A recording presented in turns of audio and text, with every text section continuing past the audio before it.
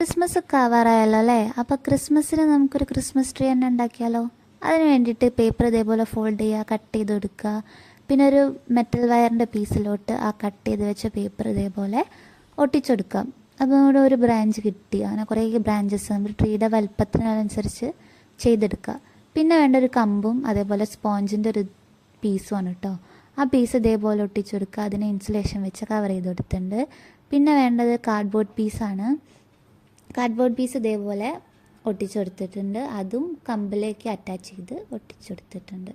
പിന്നെ നമ്മുടെ ഓരോ ബ്രാഞ്ചസും ക്രിസ്മസ് ട്രീയുടെ ഷേപ്പിൽ ഇങ്ങനെ വെച്ചെടുക്കുകയാണ് ചെയ്യുന്നത്.